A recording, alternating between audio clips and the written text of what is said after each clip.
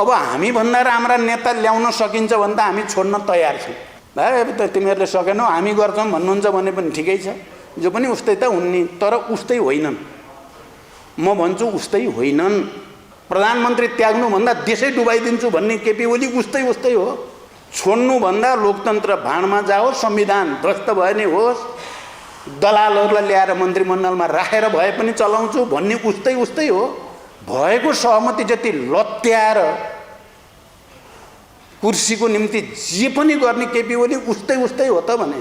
5 वटा पूर्व प्रधानमन्त्री जस्तो परे पनि त्यसको सामना गर्छौँ भन्छन्, 5 वटा पार्टी जस्तो परे पनि हामी सामना गर्छौँ भन्छन्। बालवाला प्रधानमन्त्री कुर्सीको लागि जस्तोसुकै घुँडा टेक्न परे पनि हामी टेक्छौँ भन्छन्। भनेपछि एउटा प्रवृत्ति छ भनिदिने, जे भनेर कुर्सी पाइन्छ जे पनि भनिदिने, तर गर्ने बेलामा फेरि केही पनि नगर्ने, आफ्नो व्यक्तिगत स्वार्थ। यो दुईटा प्रवृत्तिलाई गाँजे माझे बनाइदिएर छ्यासमेस पारिदिएर उस्तै चाहिँ लिमिटभन्दा बाहिर नबनिदिनु होला प्लिज। मान्छे सबै उस्तो अर्को ल्याउँ भने अहिले भर्खरै जन्मिन्न, हेर्नु उम्रिँदैन, जमिनबाट उमारौँ त नेता भनेर उम्रिने कुरा होइन, आकाशबाट झारौँ भनेर पनि झरिहाल्दैन। जस्ता भयो नि हामी नै हो। अहिले के गर्नुहुन्छ? यसैलाई धोइ पखाली गर्न पर्यो। अब राष्ट्रको निम्ति अर्को त के उपाय छ र? यति कमजोर अहिले प्रत्येक संवैधानिक चाहिँ निकायहरू चाहिँ के निकाय भन्ने, तिनलाई शब्द बढी भनौँ भने फेरि के हुने हो? अख्तियार भन्दा एउटा हुन्थ्यो, छैन। निर्वाचन आयोग बिचरा लाज पनि नहुने रहेछ कि त्यो साथीहरूलाई, त्यहाँ बसेकालाई। कति राष्ट्रपति कार्यालय सबैले अभिभावक भनेर, संविधानको संरक्षक भनेर, अझ म त झन् महिलालाई अगाडि सार्ने भनेर महिला अघि सार्ने भएको त हेर्नुहोस् त। अहिले त राष्ट्रपति त कस्तो भयो? अहिले त राष्ट्रपति भनेको संस्था त यति, योभन्दा त राजाहरू भन्दाखेरि त एउटा थियो नि सान, अहिले त सान पनि छैन, मान पनि छैन, इज्जत नि छैन। कस्तो भयो त हामीले बनाएको संस्था? हिजो फोरकास्ट गरेको मोटामोटी यस्तो होला भनेर जे सोचिएको थियो त्यस्तो नै भएको मैले महसुस गरेँ। यो 5 दलीय गठबन्धन पछिसम्म जान्छ भन्ने कुराको आधार के भन्ने बारेमा धेरै छलफल गरेका छौँ। चाहिँ एउटा हुन्छ नि प्रधानमन्त्री एउटा हटाउने अर्को बनाउने, कतिपय बेला अब सोसियल मिडियामा खास गरी बडो तलबाट पनि चिजहरू आउने गरेको छ। यो प्रधानमन्त्री हुने नै खेल मात्रै हो भने जस्तो गरी हामी नेपाल कम्युनिस्ट पार्टी नेकपा थियौँ। अब अहिले त्यो नेपाल कम्युनिस्ट पार्टी नेकपा झन्डै डिफ्याक्टो 3टा पार्टी जस्तो भएको छ। केपीसँग सङ्घर्ष त्यो अलि पेचिलो, अलि जटिल, बढी अप्ठ्यारो, कहिले कानुनी झमेला, कहिले निर्वाचन आयोग यस्ता भएर आइराखेका छन्। बुटोलबाट सुरु गरेर राजतन्त्र विरोधी आन्दोलनको शङ्ख घोष गर्ने नेता पनि हो उहाँ। केपी ओलीजी के गर्नु हुनुहुन्थ्यो त्यति बेला भन्ने तपाईँ हामी सबैलाई थाहा छ, मैले भनिराख्नु परेन। 5 दलको बैठकमा 2-3 पटक नै छलफल गरेर सुविचारित ढङ्गले, अलि गम्भीर ढङ्गले सम्पादक साथीहरूका कुरा सुन्नुपर्दछ भन्ने धारणा बनाएर आयोजना गरिएको हो। हिजो मात्रै यो बारेमा निष्कर्ष निकाल्दा त्यहाँ हाम्रो बिचमा कुरा उठेको थियो। पक्कै पनि सम्पादक साथीहरूले हामीलाई राम्रो मात्रै भन्नुहुन्न, मूल विषयमा त ठिकै छ तपाईँहरूको कुरा, तर तपाईँहरूको पनि कमजोरी छन् भनेर पक्कै आलोचना, टिप्पणी, चिमोट्ने, अलिअलि घोच्ने काम हुन्छ होला। हामीले त्यसलाई आत्मसात गर्ने कोसिस गर्नुपर्ने हुन्छ। गर्नुभयो त्यस्तै नै हामीले हिजो फोरकास्ट गरेको मोटामोटी यस्तो होला भनेर जे सोचिएको थियो त्यस्तो नै भएको मैले महसुस गरेँ। म सबै सम्पादकहरूलाई धन्यवाद भन्न चाहन्छु 5 दलकै तर्फबाट, किनकि हामीले आकलन गरेकै थियौँ। तपाईँहरूलाई हामीले यो अन्तर्क्रियामा बोलाएको, हामीलाई प्रशंसा गरिदिनुहोस्, हामीलाई समर्थन मात्रै गरिदिनुहोस् भन्नको लागि होइन, हाम्रा कमी कमजोरी पनि तपाईँहरूले देखाइदिनुहोस्, के गर्नुपर्छ भन्ने सुझाव पनि दिनुहोस्। तपाईँहरू चौथो अङ्ग हो, त्यसकारण तपाईँहरूको भूमिका इतिहासमा जहिले पनि, चाहे पञ्चायत विरोधी आन्दोलनको बेलामा होस् या 62-63 मा होस् या जनयुद्ध जनआन्दोलन जुनसुकै बेलामा पनि अरू विभिन्न मधेस आन्दोलन या जनजातीय आन्दोलनका बेलामा पनि तपाईहरुको भूमिका धेरै नै महत्त्वपूर्ण रहँदै आएको छ। अहिले पनि समग्रमा भन्नुपर्दा मिडियाको संविधानमाथि लोकतन्त्रमाथि राष्ट्रिय मुद्दाहरूमाथि जसरी हमला भएको छ समग्र मिडिया त्यसमा चिन्ता व्यक्त गरेको मात्रै होइन त्यसका विरुद्ध आवाज मुखरित गर्ने काम पनि तपाईहरुले गरिराख्नु भएकै छ। त्यसको लागि पनि म 5 दलको तर्फबाट तपाईहरु सबैलाई धन्यवाद नै भन्न चाहन्छु। किनकि यसै पनि चौथो अङ्ग भन्दा भन्दै पनि त्यो खबरदारी गर्ने अङ्ग नै हो। खबरदारीको रूपमा भूमिका नेपालको इतिहासमा आज पछिल्लो चरणमा चाहिँ निकै सकारात्मक उत्साहवर्धक नै छ। मैले दोस्रो यो बुँदा राख्न चाहे। तेस्रो, तर यहाँ उठेका मध्ये कयौं कुराहरूमा डिबेट त गर्न सकिन्छ, तर म अहिले डिबेट गर्नेतिर भन्दा तपाईहरुले उठाएका चिन्तन गर्न लायक कुराहरू छन्, मनन गर्न लायक कुरा छन्। नेतृत्वले आफूलाई जनभावना अनुकूल राष्ट्रिय हित अनुकूल ढाल्नको लागि विचार गर्नै पर्ने कुराहरू छन्। ती कुराहरूलाई आत्मसात गर्नेतिर नै हाम्रो ध्यान हुन्छ, जोड हुन्छ। म यो कुरा पनि सुरुमै प्रष्ट भन्न चाहन्छु। हामी धेरै हन्डर ठक्कर खाइएकै छ। तपाईहरुले पनि नजिकबाट हेरिराख्नु भएको छ। नेतृत्व पंक्तिमा हुनुको नाताले हामीले चाहिँ कम पीडा कम अप्ठ्याराहरूको सामना गरेको स्थिति होइन। त्यसकारण तपाईहरुको कुरालाई खण्डन मण्डन गर्नेतिर भन्दा आत्मसात गर्ने र अगाडि जाने कुराको आजको आवश्यकता हो, राष्ट्रको र इतिहासको आवश्यकता हो भन्ने हामी महसुस गर्दछौं। त्यही महसुस गरेरै तपाईहरुलाई यो बैठकमा यो अन्तर्क्रिया कार्यक्रममा बोलाइएको हो। नसोचिकन त्यो रूपमा सकारात्मक मात्रै अपेक्षा गरेर बोलाइएको होइन। आलोचना होस्, टिप्पणी होस्, अलिअलि घोच्ने काम पनि होस्, ताकि हामीले आफूलाई इतिहासमा र घटनाक्रममा भएका विभिन्न क्षणहरूका कुराहरूको समीक्षा गर्ने अवसर मिलोस्।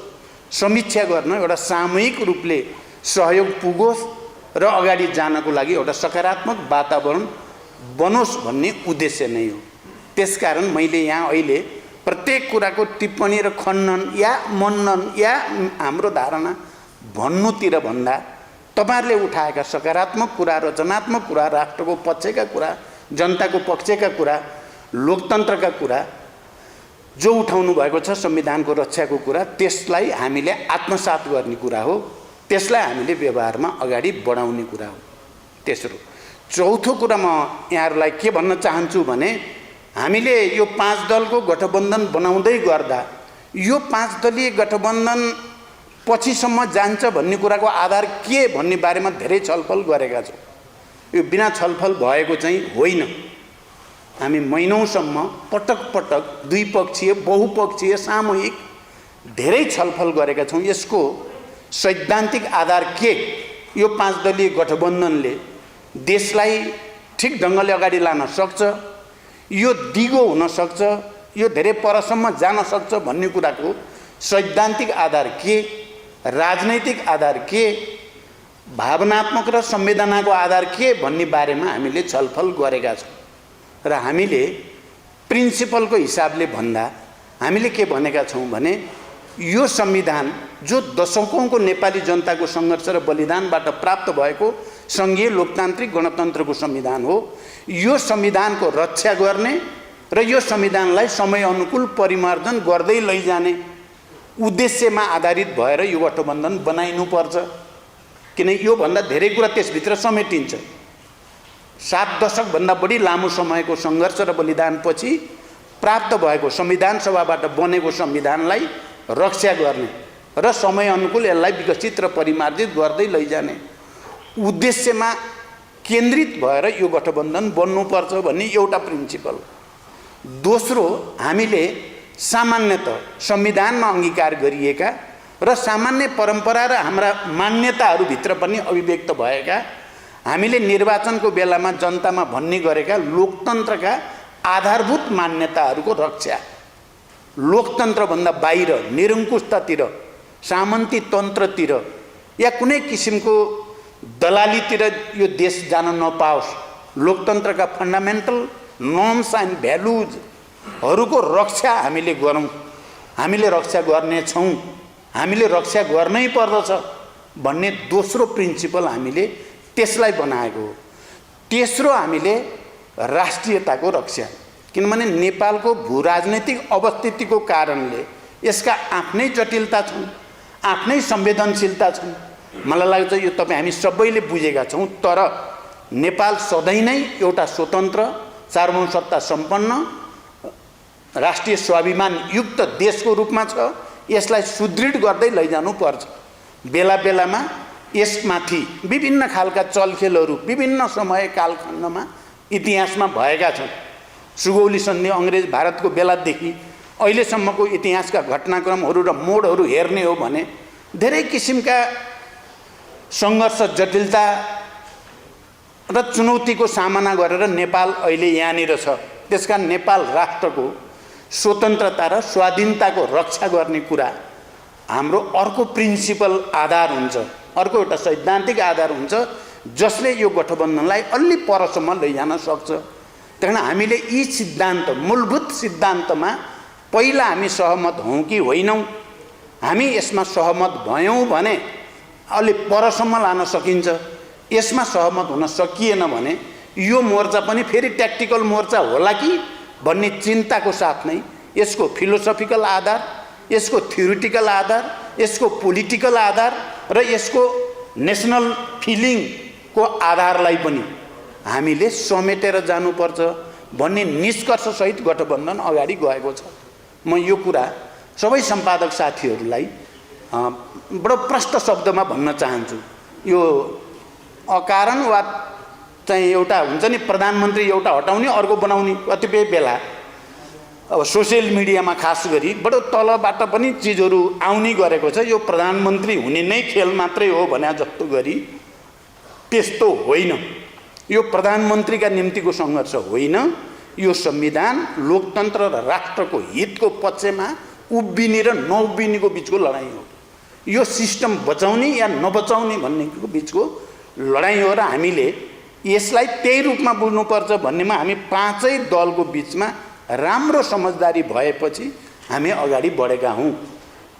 यद्यपि पाँच दलको सबैको स्थिति एउटै छैन, तपाईहरुले देखिराख्नु भएको छ। हामी नेपाल कम्युनिस्ट पार्टी नेकपा थियौँ, अब अहिले त्यो नेपाल कम्युनिस्ट पार्टी नेकपा झन्डै डिफ्याक्टो तीनटा पार्टी जस्तो भएको छ। हामी चाहन्थ्यौँ नेपाल कम्युनिस्ट पार्टी नेकपा नै रहोस् र त्यहीँबाट निरङ्कुश प्रवृत्तिका विरुद्ध सङ्घर्ष सुरु गरेर त्यो प्रवृत्तिलाई परास्त गर्ने कोसिस गरिएको थियो। विभिन्न चिजहरू भए, म त्यतापट्टि अहिले लामो व्याख्यातिर जान पनि चाहन्न। तर डिफ्याक्टो त हामी अहिले तीनटा छौँ।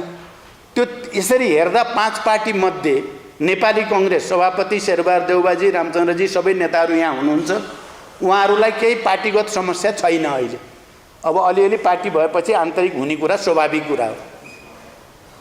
अब हामीलाई म जुन पार्टीको अहिले अदालतको निर्णयपछि, फागुन 23 को निर्णयपछि माओवादी केन्द्रको नेतृत्व गरिराखेको छु, हाम्रोमा पनि त्यस्तो कुनै खास समस्या छैन।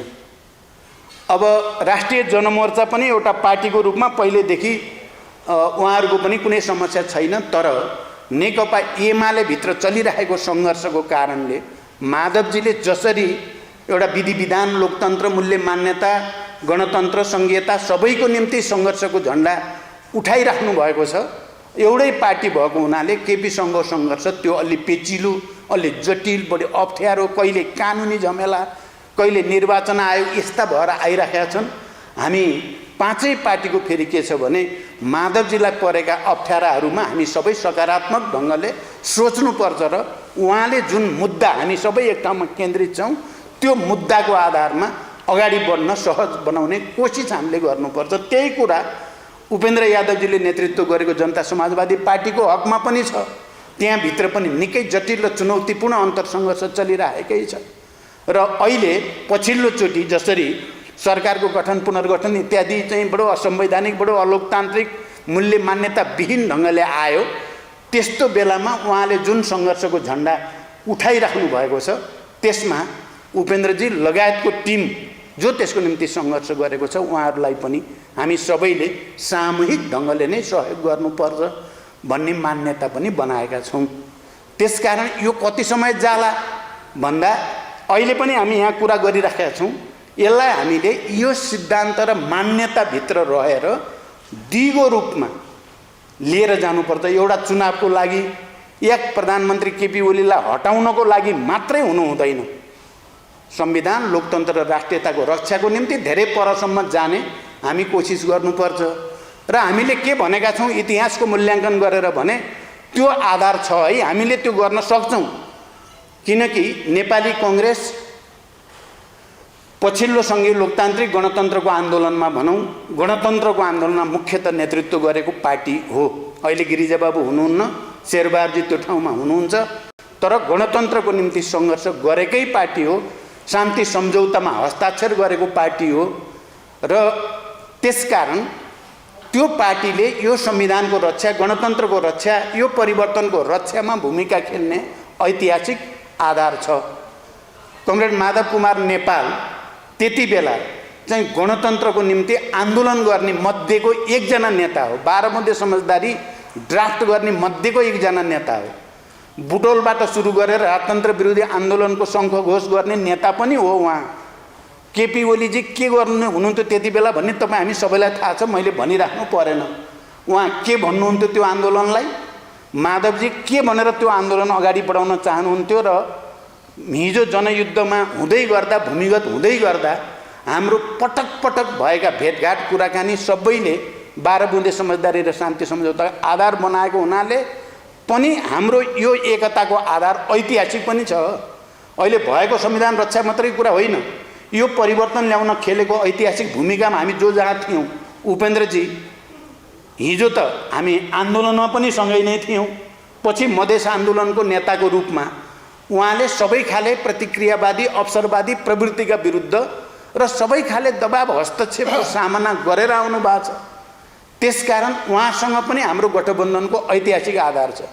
राष्ट्रिय जनमोर्चा त्यसरी नै निरन्तर आफ्नो मान्यताभित्र रहेर सङ्घर्ष गर्दै आएको हुनाले चाहिँ यहाँ जे तपाईँ देख्नुहुन्छ नि 5 वटा, अहिले हेर्दा त उस्तै उस्तै हुन् कि क्या हो नेता भन्न पनि तपाईँहरूले भन्नु पनि भयो, जो पनि उस्तै त हुन् नि, तर उस्तै होइनन्।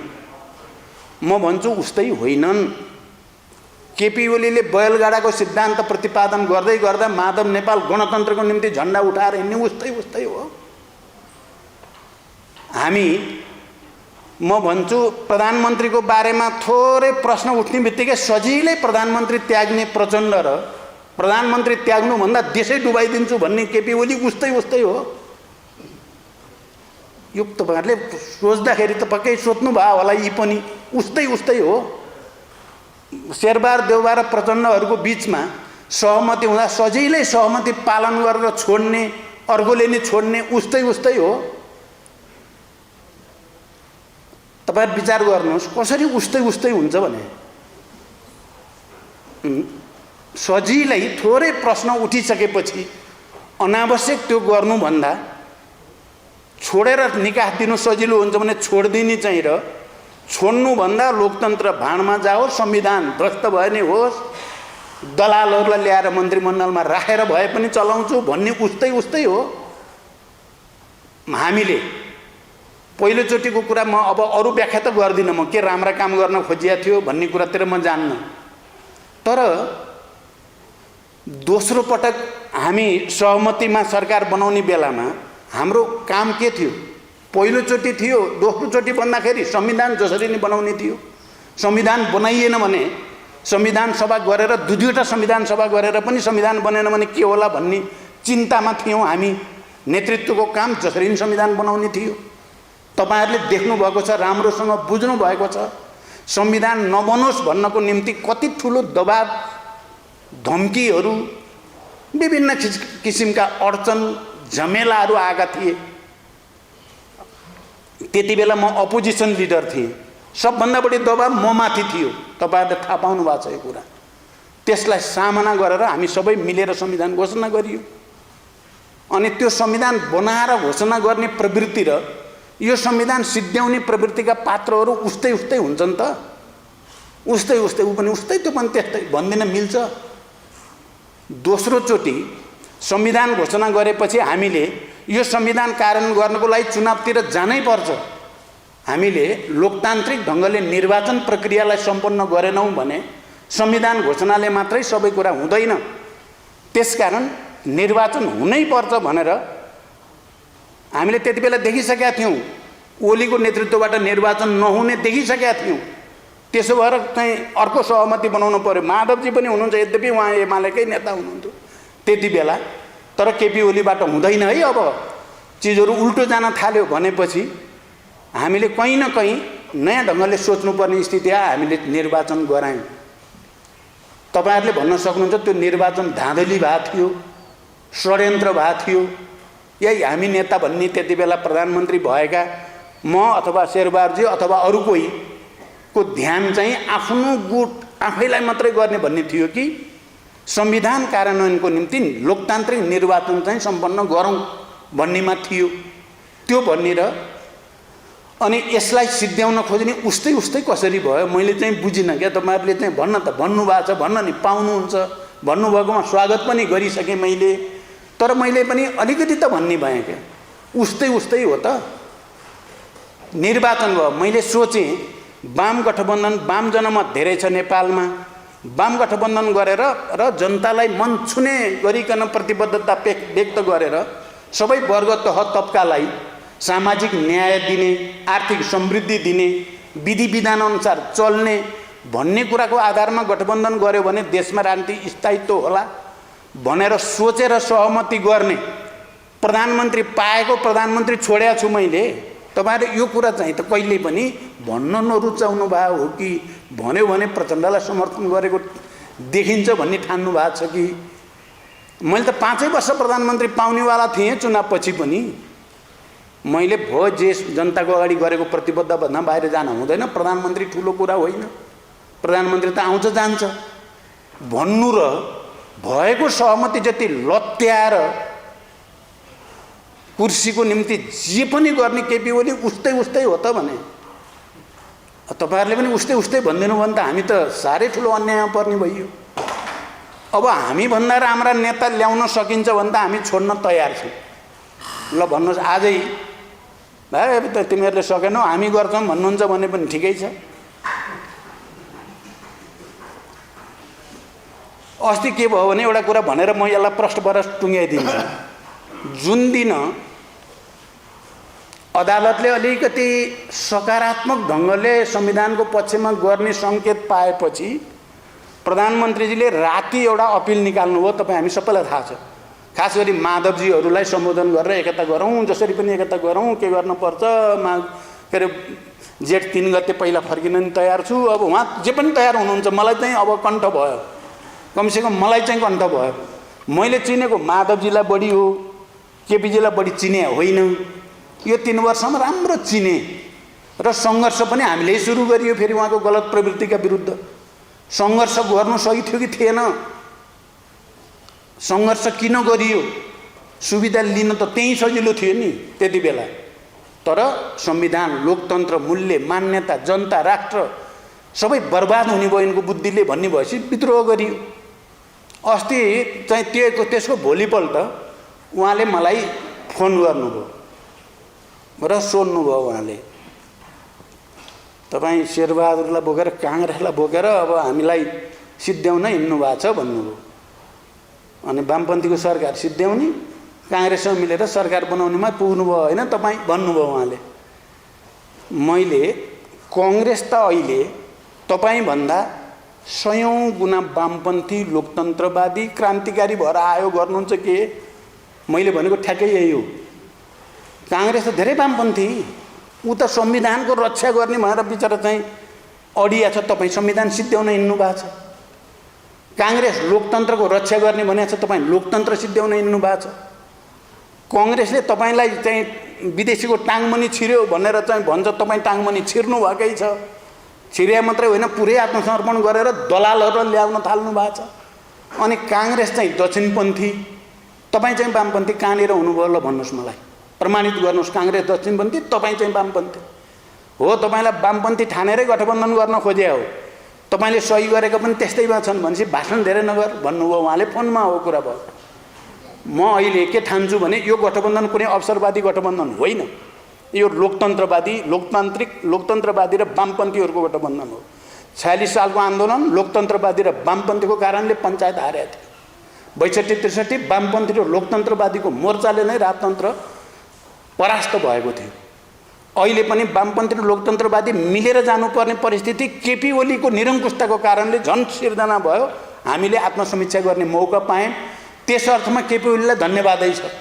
नेगेटिभ रोल खेलेर नेपाल राष्ट्रका सबै सकारात्मक शक्तिहरूलाई फेरि एकचोटि एक ठाउँमा आउने वातावरण बनाइदिएकोमा उहाँलाई धन्यवाद।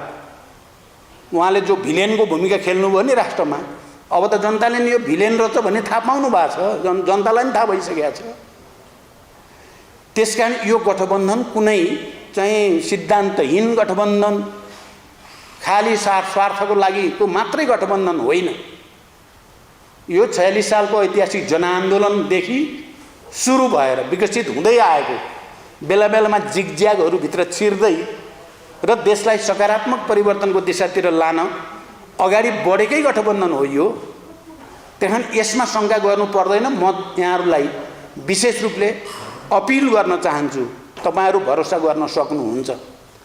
यो त फेरि राजनीति भनेको विकासक्रम अलिकति घुमघुमाउमै हुन्छ, सिधा र सरल रेखामा हुने जात पनि होइन। यसमा उतार चढावहरू हुन्छन्, केही भुलहरू हुन्छन्, गल्तीहरू पनि हुन्छन्। त्यसबाट सिकेर राष्ट्र र जनताको लोकतन्त्र र परिवर्तनको पक्षमा उभिनेहरू अगाडि बढ्दै जान्छन्, पछाडि नेगेटिभली सोच्ने, प्रतिगामी ढङ्गले सोच्नेहरू पतन हुँदै जान्छन्। यही त राजनीतिको नियम हो। र मैले सधैँ भन्ने गरेको छु, अब नेताहरूलाई आलोचना गर्नु पनि पर्छ।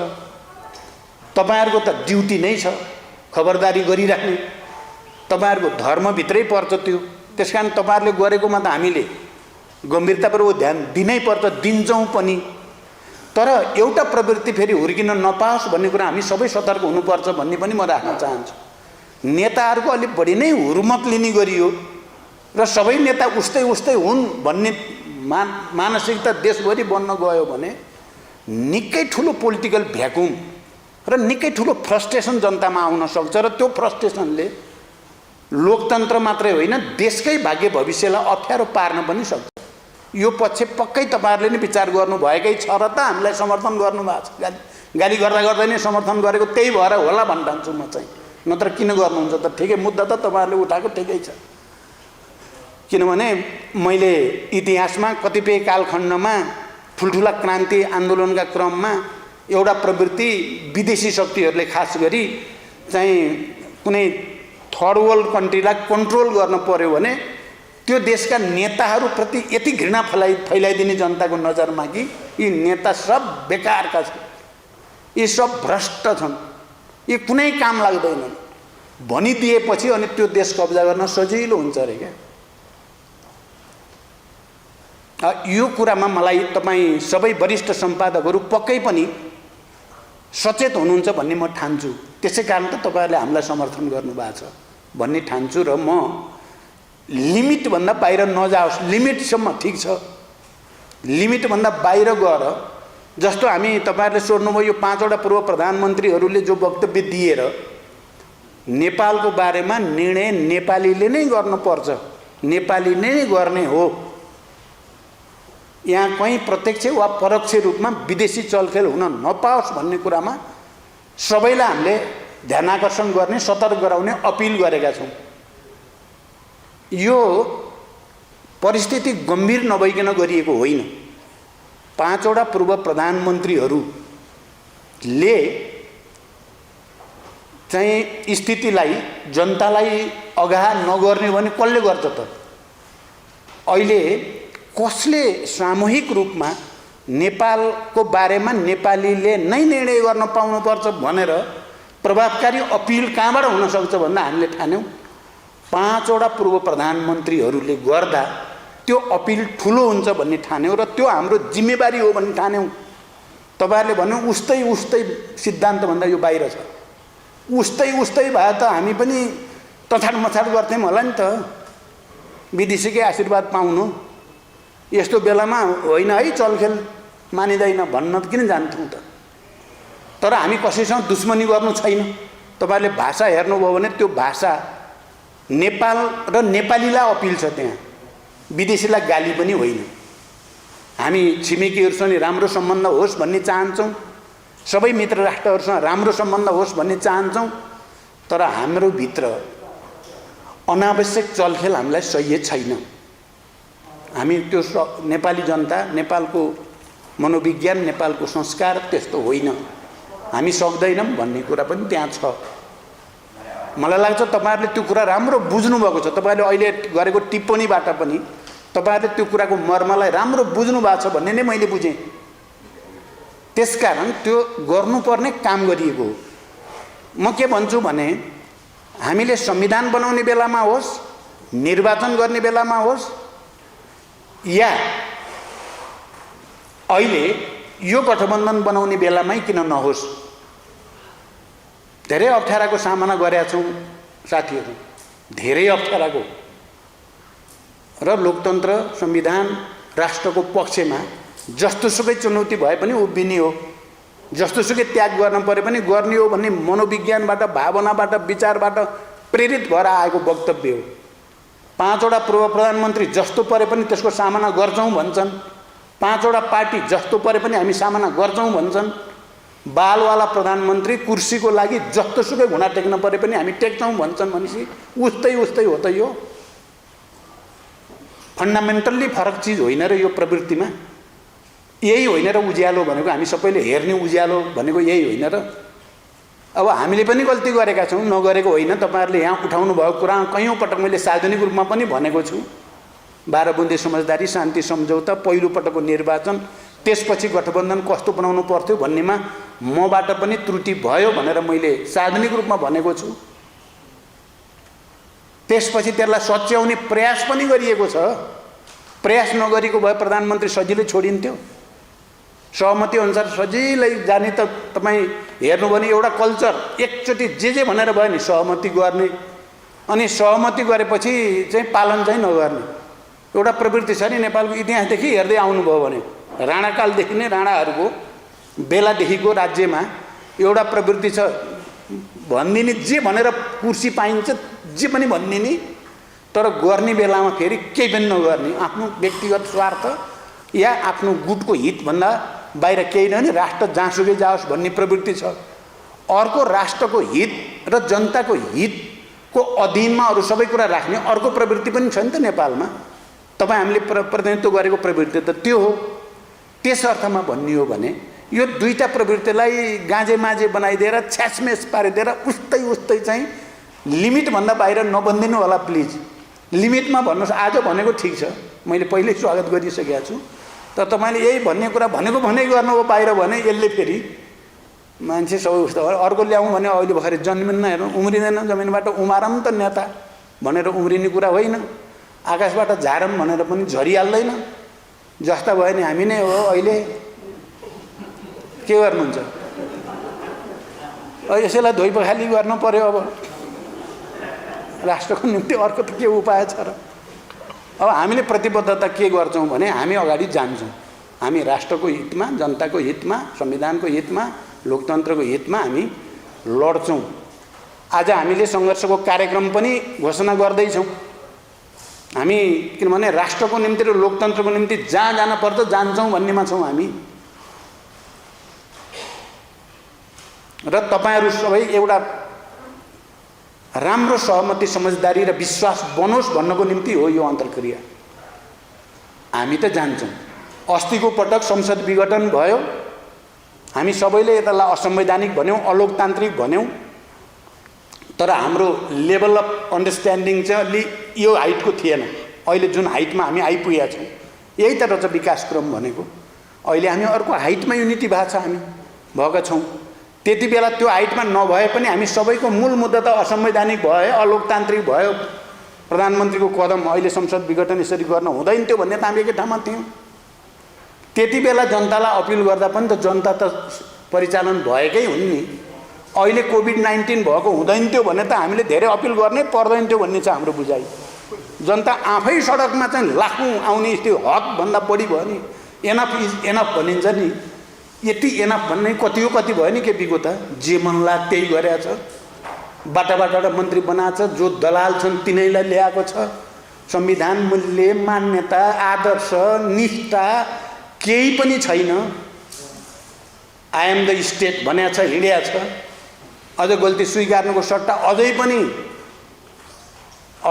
पनि चाहिँ अब यो भडा विचित्र लाग्छ। हामी सक्दैनौँ हेर्नुहोस् है, तपाईँहरू जस्तै हो हामी त।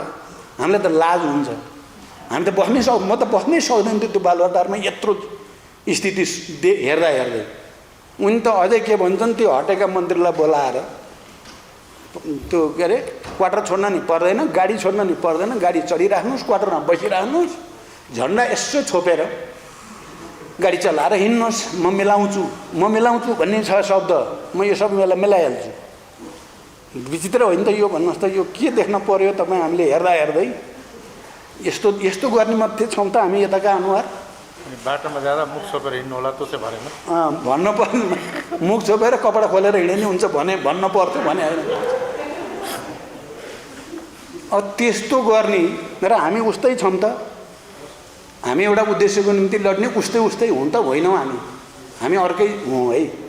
हेर्नुहोस्, लाजै मर्नु, अझ त्यसो भन्न सक्ने भनेपछि के छ त? शङ्का छ अझै पनि मलाई त। हेर्नुहोस्, हामीले हिजो छलफल पनि अलिकति गऱ्यौँ।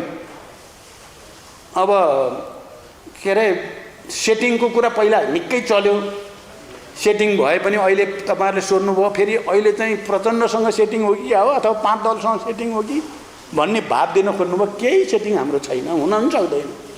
हामी सेटिङ भत्काउनको निम्ति लड्नेहरू के को सेटिङ?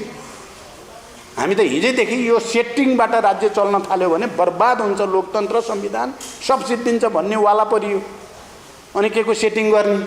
अस्ति कस्तो पर्यो भने म जाँदै थिएँ चितवन धादिङमा, केही साथीहरू चाहिँ कोठाभित्र बसेर के हुन्छ अब भनेर सोध्ने भयो। मलाई देख्ने बित्तिकै मैले ठिकै होला यसो चाहिँ अदालतको निर्णयको अहिले पछिल्लो ट्रेन हेर्दा त यो मन्त्री मनपरीसँग नियुक्ति गरेका रहनन् होला जस्तो लाग्छ मलाई त।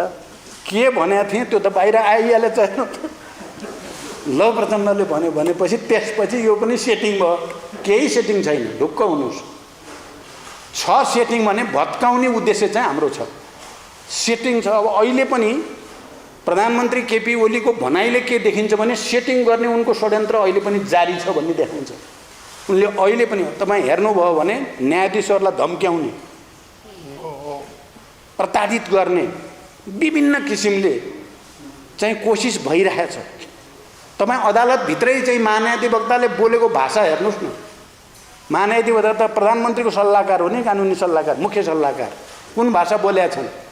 प्रधानमन्त्री आफैले म मिलाइहाल्छु, यत्रो हुँदा त बर्बाद भयो, अब त म त बस्न नमिल्ने भयो पो भन्नुपर्छ त।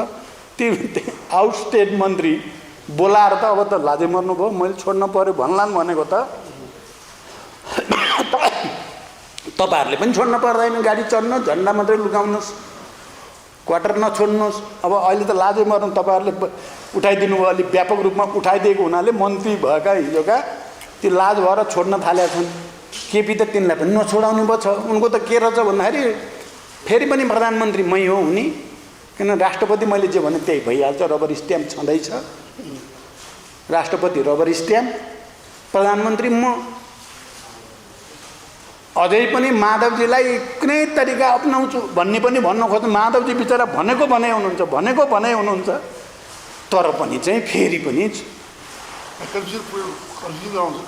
कन्फ्युजन गराउन नछोड्ने क्या, कन्फ्युजन गराइदिने, कन्फ्युजन गर्नकै निम्ति भन्छन् उनले त। तर हामी सेटिङ भत्काउनेवाला हौँ है साथीहरू, सेटिङ गरेर चाहिँ शासन गर्नेवाला होइनौँ हामी। अब त्यसकारण अब हामीले श्वेतपत्रका कुरा उठाउनु भयो साथीहरूले। हो, हामीले हिजो संसद विघटन भइसकेपछि हाम्रो तर्फबाट भएका पनि कमी कमजोरीलाई पनि इङ्गित गरेर हामी आउँछौँ भनेकै थियौँ। परिस्थिति नयाँ नयाँ बन्दै गयो। अहिले 5 दलको गठबन्धन भयो।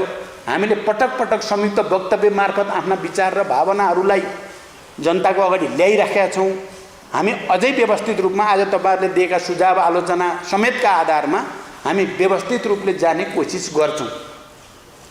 हाम्रा कमजोरी नै भएनन् भन्ने हाम्रो बुझाइ छैन।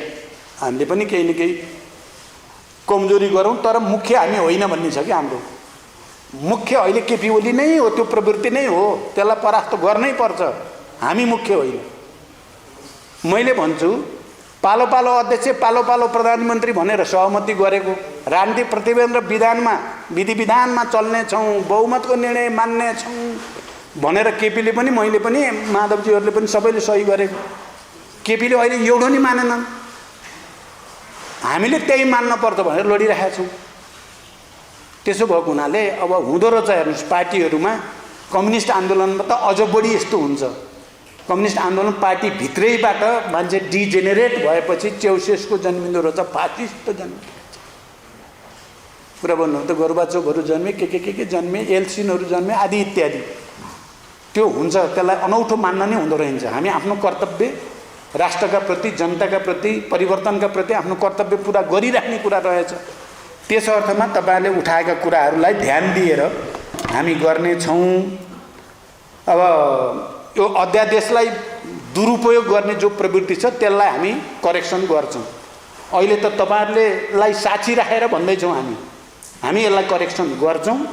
हामी विधि विधान अनुसार, संविधानको मर्म र भावना अनुसार, ऐन कानुनको व्यवस्था अनुसार नै चिज अहिले जति कमजोर राज्यका संयन्त्र कहिले पनि भएको मैले, अब उहाँहरू त अझ धेरै वर्ष यो प्रक्रियामा हुनुहुन्छ, उहाँहरूले त झन् बढी महसुस गर्नुभएको छ। मैले पनि यति कमजोर अहिले प्रत्येक संवैधानिक चाहिँ निकायहरू चाहिँ के निकाय भन्ने, तिनलाई शब्द बढी भनौँ भने फेरि के हुने हो, यति कमजोर त कहिले पनि देखिया थिएन। अख्तियार भन्दा एउटा हुन्थ्यो, छैन। निर्वाचन आयोग बिचरा लाज पनि नहुने रहेछ कि त्यो साथीहरूलाई, त्यहाँ बसेकालाई कति अरू भन्नु सबै के भएका हुँदा हुँदा राष्ट्रपति कार्यालय सबैले अभिभावक भनेर, संविधानको संरक्षक भनेर, अझ म त झन् महिलालाई अगाडि सार्ने भनेर महिला अघि सार्ने भएको त हेर्नुहोस् त। अहिले त राष्ट्रपति त कस्तो भयो, अहिले त राष्ट्रपति भनेको संस्था त यति,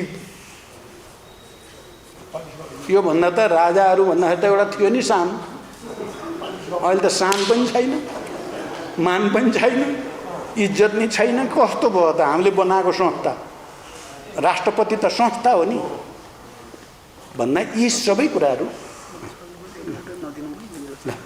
अब यो कुराहरू चाहिँ छ। अब तपाईँहरूले एकजना साथीले एमसिसी बारे सोध्नुभयो है। एमसिसी बारे हामीले समझदारी गराएर संसदबाट नै त्यसमा केही गर्नुपर्छ भने गर्ने कुरामा पनि समझदारी बनाएर हामी अगाडि बढाउँछौँ। हामीले भनेका छौँ राष्ट्रिय हित अनुकूल हुने गरी नै गर्ने हो, समझदारीको साथ जाने कुरामा हाम्रो बिचमा विमति हुँदैन। त्यसकारण यसमा पनि अहिले टेन्सन लिनु परेन। त्यसकारण साथीहरू अब कुराहरू यिनै हुन्। जे भए पनि अहिले सत्य र असत्यको बिचमा, राष्ट्रिय हित र राष्ट्रघातको बिचमा, लोकतन्त्र र निरङ्कुशताको बिचमा, संविधानवाद र अराजकताको बिचमा लडाईँ परेको छ यो देशमा। यो व्यक्तिगत होइन, यो गुटगत होइन, यो ऐतिहासिक सङ्घर्ष हो। यो नेपाली जनताले विगतमा जस्तै जित्नै पर्छ। तपाईँ हामी सबै मिलेर जित्नै पर्छ। जित्नको लागि जुनसुकै तहमा गएर भए पनि हामीले राष्ट्रलाई, संविधानलाई, लोकतन्त्रलाई बचाउनै पर्छ। यही सङ्कल्प तपाईँहरूको अगाडि प्रस्तुत गर्दै तपाईँहरूका भनाइहरूलाई गम्भीरतापूर्वक हामी 5 पार्टीले पनि छलफल फेरि एकचोटि गर्छौँ। के कति गर्न सकिन्छ हामी ठोसमा तपाईँहरूको बिचमा आउँछौँ। र एउटा कुरा के हो भने हामीले त अब अरू साथीहरूले कति गर्नुभयो उहाँहरूले नि गर्नुभयो होला। मैले त प्रधानमन्त्री भएको बेला नि तपाईँहरूलाई बोलाएको छु पटक पटक, के गर्ने हो भनेर सोध्ने गरेको छु। यसलाई बढाइन्छ। भोलि सरकार भएछ, अब हुन त हुन्छ जस्तो लाग्छ, शेरबहादुरजीको नेतृत्वमा नै सरकार हुन्छ। अहिले हुनै पर्छ, अर्को उपाय नै छैन। भएपछि तपाईँहरूलाई फेरि बोलाइहालिन्छ। राष्ट्रपति भन्दा राजै राम्रो भन्ने छन् उहाँहरू। पुग्नुभयो। रिसाएको बिरालोले खाबु चिताउँछ। अहिले राष्ट्रपतिलाई चितोर्ने कम्पिटिसन चलेको छ। हिजो पनि केही भूतपूर्वहरूको लस्करले प्रेस मिट द प्रेस गरेर देखेको थिएँ मैले। राजनीति अन्तै लगेर टुङ्गो गर्ने, राजनीतिको फैसला प्रधानमन्त्री छान्ने ठाउँ पनि अदालतलाई बनाउन खोजेपछि अदालतले त संविधान र कानुनको कुरा गर्ने हो, राजनीतिक होइन। मन्त्रीहरू सब हटाइदिएर प्रधानमन्त्रीलाई काम गर्न अप्ठ्यारो भयो, खुच्चिङ पऱ्यो। भोलिपल्ट कुकुरो हराउनु छ भने अघिल्लै दिन धादिङमा स्याउ गरायो। मन्त्रीजीलाई प्रधानमन्त्री हुनुहोस् भनेर डबलीमा बुद्धिजीवीहरू साक्षी राखेर भने होइन, टेलिभिजनमा खिचाएको होइन। यो निकै धेरै आर्टिकलहरू, विभिन्न सन्दर्भका आर्टिकलहरू यसमा समावेश गरिएका छन्। 8 खण्डमा मूलतः 8 विषयहरू 8 खण्डमा विभक्त छन् र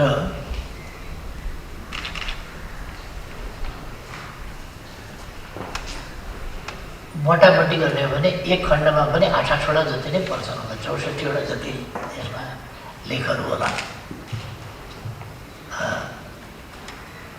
8-8वटा जसो लेख, 8 खण्ड। 8-8वटा भन्दा कम बेसी हुनसक्छ, तर 64वटा जति लेख होला। त्यहाँ 60 भन्दा बढी छ, 63-64 जति होला, 65 भन्ने लाग्छ मलाई। र यी 8 खण्डमा मूलतः 8 विषयहरू, 8 प्रकारका विषयहरू यसमा समाविष्ट छन्। र त्यसमा विभिन्न समयमा नेपाल सरकारको तर्फबाट नेपाल सरकारको धारणा अभिव्यक्ति गर्ने, त्यो अभिव्यक्त गर्ने क्रममा परराष्ट्र मन्त्रीको हैसियतमा प्रदीप गेवालीज्यूले राख्नुभएका विचारहरू यसमा समेटिएका छन्। यो 3.25 वर्ष जसो को लामै कार्यकाल र विविध फोरमहरूमा व्यक्त विचार र विविध विषयमा आयोजित फोरमहरूमा व्यक्त विचार भएको हुनाले यसमा विषयको विविधता, परराष्ट्र नीतिका हाम्रा व्यवहारका, हाम्रा छिमेक सम्बन्धका या अरू अन्तर्राष्ट्रिय सम्बन्धका, अन्तर्राष्ट्रिय मञ्चहरूमा हामीले खेलेका भूमिकाका सम्बन्धमा या अन्तर्राष्ट्रिय क्षेत्रमा हामीले पुरा गरेका दायित्वहरूको सम्बन्धमा र हामीले भनेको विश्व व्यवस्था, अबको विश्व व्यवस्था, हामी कस्तो विश्व व्यवस्था चाहन्छौँ, कस्तो विश्व चाहन्छौँ, यी कुराहरू यसमा प्रकट भएका छन्। यसमा स्वाभाविक रूपमा नेपाल इतिहासमा सधैँ स्वतन्त्र राष्ट्र रहिआयो। नेपाल कहिले अलिक आकारमा ठुलो भयो, कहिले अलिक आकारमा सानो भयो, तर स्वतन्त्र रहिरह्यो।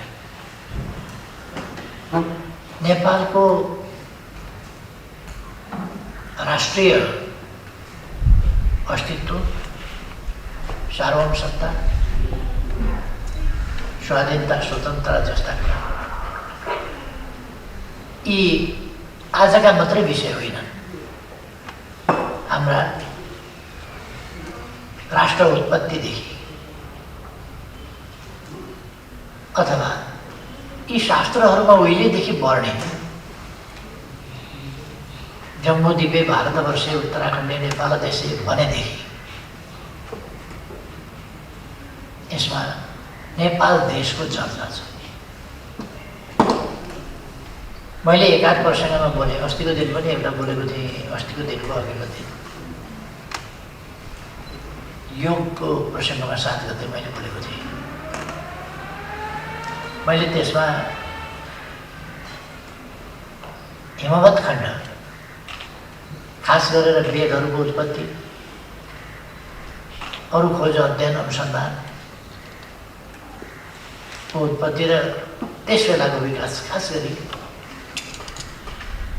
हिमवत खण्डमा भएको थियो भन्ने प्रसङ्गमा, र हिमवत खण्डको पनि युगको उत्पत्ति चाहिँ नेपालमा भएको थियो र विकास पनि त्यसको नेपालमा भएको थियो र यसले विश्वव्यापी रूपमा आज मान्यता पाएर हामी 7औं वर्ष मनाइरहेका छौँ भन्ने सन्दर्भमा बोलेको थिएँ। र त्यसो भन्दा भनिरहँदा भारतवर्षको मैले कुरा गरेको थिएँ र भारतवर्षमा त्यसबेला एकीकृत भारत राष्ट्र राज्य नभएर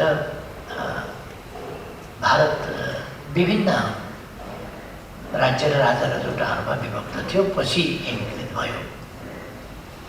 र यो भूभागको कुरा गर्नुपर्छ, भारतमा भन्ने कुरा होइन, यस भूभागमा अर्थात् उत्तराखण्डमा भनेको थिएँ। अब त्यसको त्यो फेरि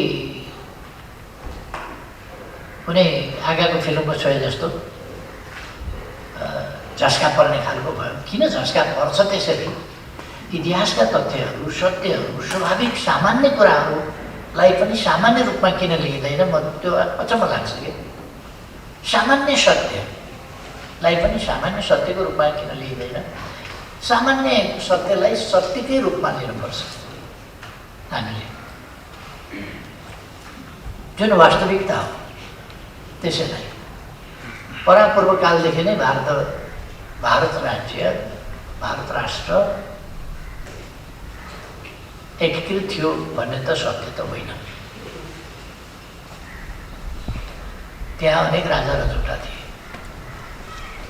नेपालमा पनि नेपाल विभिन्न समयमा भयो, यसमा कहिले 22 कहिले 24 आदि इत्यादिका क्रमहरू पनि भए, तर पनि नेपाल भन्ने देश चाहिँ देशकै रूपमा थियो नेपाल।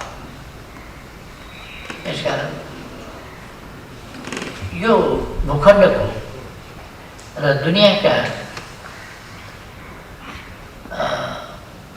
लगभग 19वटा जति राष्ट्र स्वतन्त्र रहेका र औपनिवेशिक युगमा पनि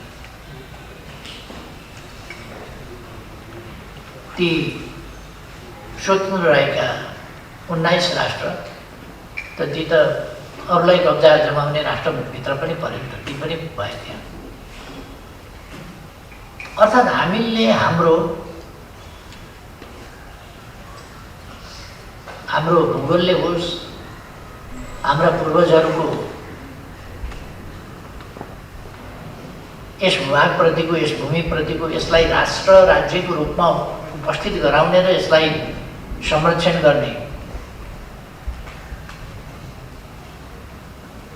त्यस भावनाले होस्, त्यस चिन्तनले होस्, हाम्रो राष्ट्र एउटा स्वतन्त्र र सार्वभौम राष्ट्रको रूपमा रहिआयो। यो गौरवको कुरा हो। हाम्रो परराष्ट्र नीतिमा स्वाभाविक रूपमा यस गौरवको निरन्तरता, यस गौरवलाई हामी निरन्तरता दिने प्रतिबद्धता। हाम्रो देश सार्वभौम थियो, स्वतन्त्र थियो, यो सार्वभौम स्वतन्त्र राष्ट्रको रूपमा रहन्छ, यसलाई राख्नुपर्छ। यो हाम्रो स्वतन्त्र राष्ट्रको ऐतिहासिक हैसियत गौरवको विषय हो। यो हाम्रो एउटा महत्त्वपूर्ण पक्ष हो र यसो गरिरहँदा हामी दुई ठुला छिमेकीहरूका बिचमा छौँ। यसै पनि हामी सन्तुलित सम्बन्ध राख्दछौँ दुई छिमेकीका बिचमा, यो पनि स्पष्टै छ। अझ दुई भिन्न भिन्न राजनीतिक, आर्थिक, सामाजिक, सांस्कृतिक परिवेश भएका, इतिहास भएका र मजबुत राष्ट्रहरू र विकासतर्फ, आर्थिक उन्नतिको, वैज्ञानिक उन्नतिको तीव्र गतिले सफलता हासिल गरिरहेका छिमेकीहरूसँग सन्तुलित सम्बन्ध राख्ने, चलाखीले काम नलिने। हाम्रो नीतिमा हामी कूटनीति भनेर चलाखीले काम लिन चाहँदैन। हामी छिमेकीहरूसँग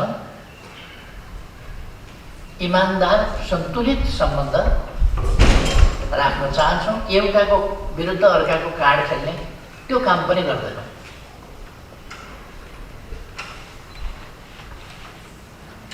हामी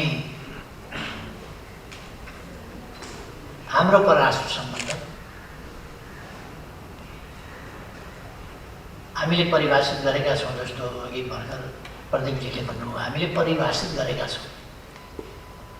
राष्ट्रिय हितहरूलाई महत्त्वमा राखिन्छ, तर राष्ट्रिय हित मात्रै होइन।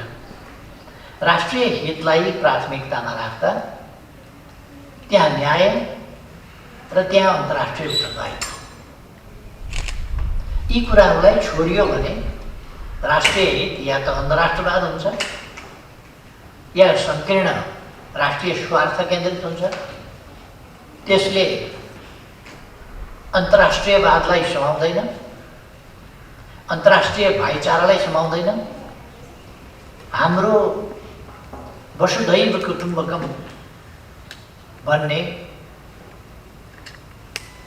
ऐतिहासिक मान्यतालाई त्यसले समाउन सक्दैन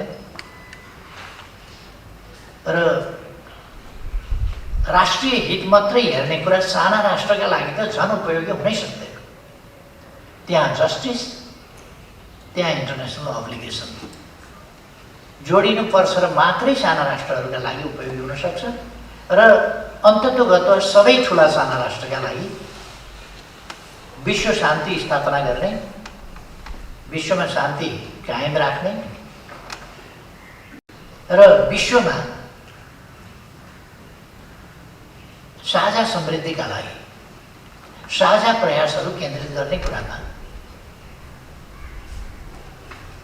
यो नीतिले मात्रै वसुधैव कुटुम्बकम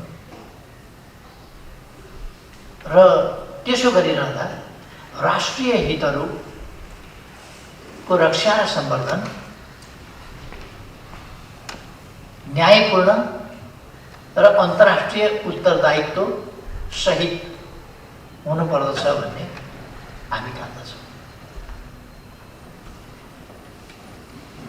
यो फर्मुलेसन सायद हाम्रै फर्मुलेसन होला, जो बिल्कुल सही फर्मुलेसन हो।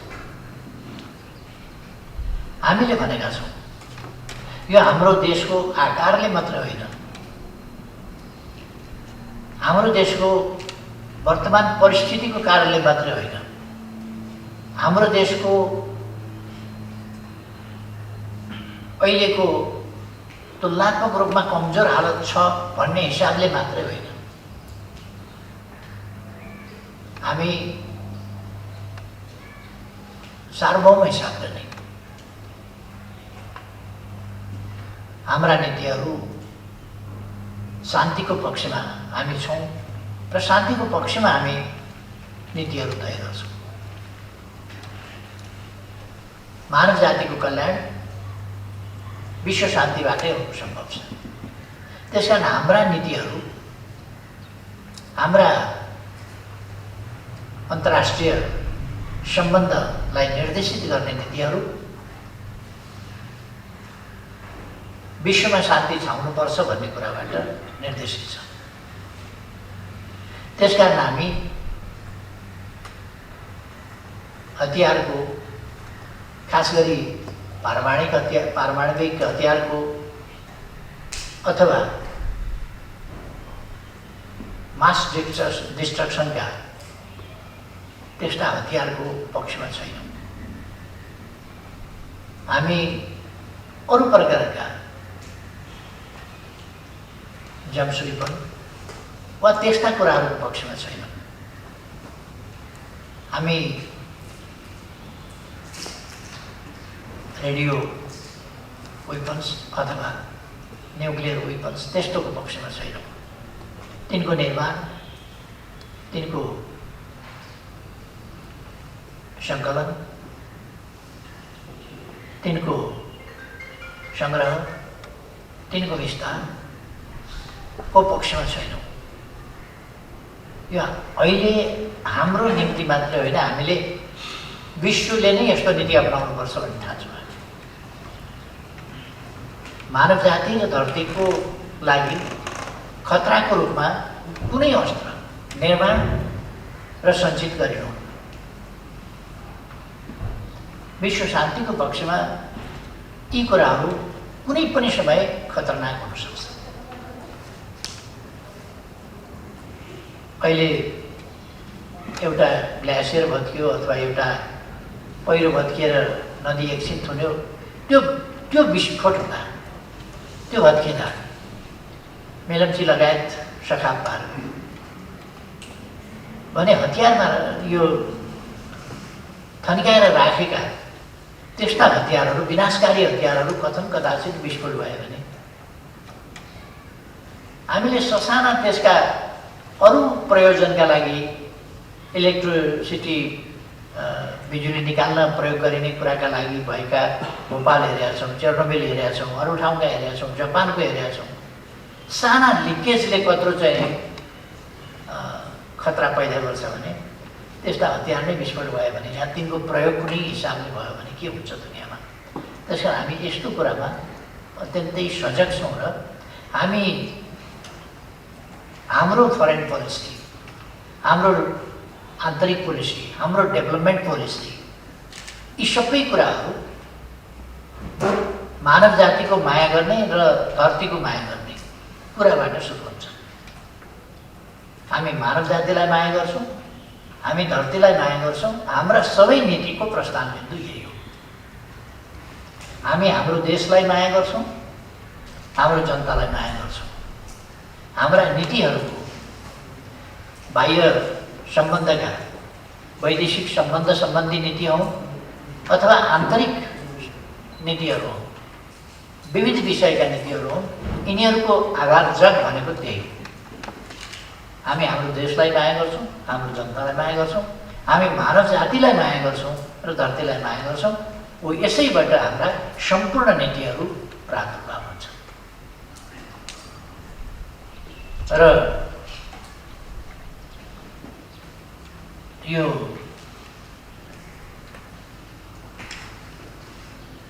आज प्रकाशित प्रदीपजीको पुस्तकले यी नीतिहरूलाई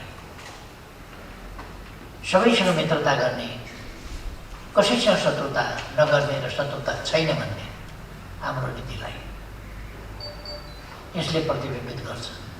कसैलाई लाग्न सक्छ यो अलिक फितलो हो, कसैसँग शत्रुता छैन, सबैसँग छ मित्रता भन्ने कुरा, यो फितलो भयो, यो जुझारु भएन, यस्तो लाग्न सक्छ। तर जुझ्ने कुरा रहर होइन, कुनै जुधाइ रहर होइन, जुझ्ने नीति हुँदैन। जुझ्ने भनेको त परिआउँदाखेरि मात्रै हो, नत्र भने जुझ्ने नीति बनाउनु गलत हुन्छ, झगडाको नीति बनाउनु गलत हुन्छ। मित्रताको नीति बनाएर अगाडि बढ्नुपर्छ र यसलाई कसैले जुझारु नदेख्न सक्छ, तर यो सही छ। यसले कायरताको प्रतिनिधित्व गर्दैन, यसले निरीहताको अथवा लघुताभासको यस्ता कुराहरूको प्रतिनिधित्व गर्दैन। यसले प्रतिनिधित्व गर्ने न्यायको, यसले प्रतिनिधित्व गर्ने शान्तिको, यसले प्रतिनिधित्व गर्ने मित्रताको, यसले प्रतिनिधित्व गर्ने सहकार्यको, यसले प्रतिनिधित्व गर्ने पारस्परिक लाभको र यसले प्रतिनिधित्व गर्ने पारस्परिक सम्मानको। त्यसकारण सबैसँग मित्रता, कसैसँग पनि छैन शत्रुता, सबैसँग मित्रता, यस नीतिबाट हामी अगाडि बढ्न खोजेका छौँ। हामीले यसका निम्ति हाम्रा आफ्ना यस्ता मैले अहिले हाम्रो फरेन पोलिसीको सबै चिजहरू व्याख्या गरेर सम्भव पनि हुँदैन। तर हामीले सार्वभौम समानता भनेर आफ्नो दृष्टिकोण अगाडि सारेका छौँ। यसभित्र थुप्रै कुराहरू अटाएको छ। सार्वभौम समानता, यसले थुप्रै कुरा, यसको व्याख्या थुप्रै कोणबाट हुन सक्दछ, थुप्रै पक्षमा हुन सक्दछ। तर हामी सार्वभौम समानताको पक्षमा छौँ। पारस्परिक लाभ र सम्मानका आधारमा, समानताका आधारमा, समानता, पारस्परिक लाभ र सम्मान, यी चिजका आधारमा सम्बन्धहरू विस्तार गर्न चाहन्छ। र यसलाई हामीले स्पष्ट रूपमा एउटा मार्गचित्र बनाएका छौँ। यी कुराहरूलाई हामीले सैद्धान्तिक बहसको मात्रै होइन, हाम्रो देशको विकासको, हाम्रा छिमेक सम्बन्धहरूको सुदृढीकरणको, सबलीकरणको, छिमेक सम्बन्धमा कहीँ कतै कुनै प्रकारका केही असमझदारी रहेका छन् भने तिनीहरूलाई हटाउने, यो अघि मैले भनेका सत्यहरूप्रति निष्ठावान भएर हटाउने, समस्या छन् भने हटाउने, छैनन् भने पैदा हुन नदिने, पैदा भइहाल्यो भने हामी संवादको बाटोबाट शान्तिपूर्ण ढङ्गले समस्याको समाधान चाहन्छौँ। हाम्रा नीतिहरू यो हो। हामी यसो गरिरहँदा मैले अघि नै भने हामी मानव जातिलाई माया गर्दछौँ, यस धरतीलाई माया गर्दछौँ। यसकारण हाम्रो धरतीको वातावरण, यी कुराहरूसँग हाम्रो सरोकार छ। पर्यावरणसँग हाम्रो सरोकार छ।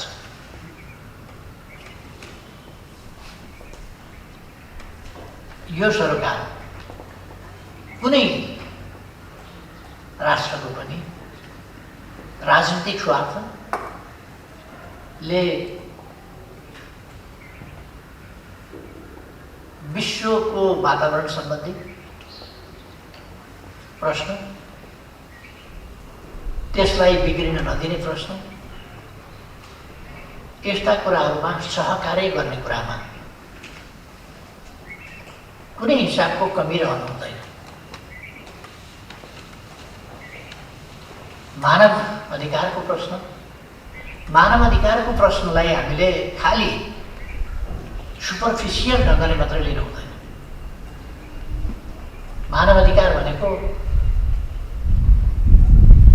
यो टाठा बाठाको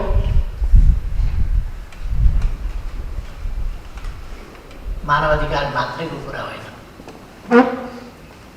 पोलिटिकल एस्पेक्टमा ह्युमन राइट भन्ने कुरा मात्रै होइन। गरिब जनताको बाँच्न पाउने अधिकार, गरिब जनताको दुःखबाट उन्मुक्त हुने अधिकार, शोषितको त्यसबाट मुक्त हुने अधिकार, अन्यायमा परेकाले न्याय पाउने अधिकार, सबभन्दा मुख्य कुरो त भोकमरी, गरिबी, अशिक्षा, स्वास्थ्य प्राप्त गर्न सक्ने स्थिति जस्ता कुराहरूबाट मानव जातिलाई मुक्त गर्ने कुराबाट, सामाजिक न्याय र समानता सामाजिक तहबाट उठाउने कुराबाट मानव अधिकारको सुरुवात हुँदछ। त्यो पाटो छोडिदिने, समग्र मानव अधिकारको पाटो छोडिदिने अनि एउटा पोलिटिकल फ्रिडम भनेर चाहिँ केही फ्रिडमहरूका मात्रै कुरा गरेर मानवाधिकार मिल्दैन। त्यसै कारण हाम्रो कन्स्टिट्युसनले, हाम्रो संविधानले 31वटा प्रश्नलाई मौलिक हकमा राखेको छ र यी मौलिक हकहरू मौलिक हक मूलतः मानवाधिकारसँग सम्बन्धित हुन्छ। हाम्रो संविधानले त्यसकारण मौलिक हक भनेर धारा 16 देखि 48 सम्म मौलिक हक राखेका छन्। त्यसमा 46औं 47औं 16 देखि 47 सम्म रहेछ। 16 देखि 47 सम्म हुँदा कर्तव्य सम्बन्धमा र त्यसको कार्यान्वयनको सम्बन्धमा थोरै कुरा बोल्ने बाहेक सबै कुरा 31वटा धारा मौलिक हकको बारेमा छन् अथवा मानव अधिकारका आधारभूत प्रश्नहरूका बारेमा छन्, जसप्रति हामीले ध्यान दिन जरुरी छ। यी सबै कुरामा हाम्रो फरेन पोलिसी रिलेटेड छ। हामी देखाउनका लागि, कसैलाई देखाउनका लागि होइन, हाम्रो समाजलाई उठाउनका लागि सामाजिक न्याय र समानताका काम गर्छ। समाजमा रहेका विभिन्न प्रकारका असमानता र भेदभावको अन्त्य अरूलाई देखाउनका लागि होइन। सामाजिक न्याय र समानताको प्राप्ति, पछाडि परेको वर्ग, समुदाय वा व्यक्तिको उत्थान, यी हाम्रा कर्तव्य हो। हाम्रा बालबालिकाको शिक्षा दीक्षा हामीले कसैलाई देखाउनका लागि गर्ने होइन, ती हाम्रो भविष्य हो। बालबालिका हाम्रा भविष्य हुन्। तिनलाई कस्ता बनाउँछौँ भविष्य त्यस्तै हुन्छ। ती योग्य सक्षम हुन्छन्, गुणवान हुन्छन्, ती देशभक्त हुन्छन्, ती सदाचारी हुन्छन् भने देश त्यस्तै हुन्छ। त्यस विपरीत हुन्छन् भने देश उस्तै हुन्छ। त्यसकारण हामीले देखाउनका लागि होइन। त्यसै कारण अहिले कोभिड-19का बेला पनि हामी जे काम गरिरहेका छौँ यो हाम्रो देशको अर्थतन्त्रले, आर्थिक अवस्थाले धान्ने खालको स्थिति होइन, तर धान्न सक्ने देशहरूभन्दा हामी अगाडि छौँ। सुरुदेखि नै हामीले परीक्षण निःशुल्क गर्ने, आइसोलेसन निःशुल्क गर्ने, क्वारेन्टाइन निःशुल्क गर्ने, उपचार निःशुल्क गर्ने गर्दै आयौँ र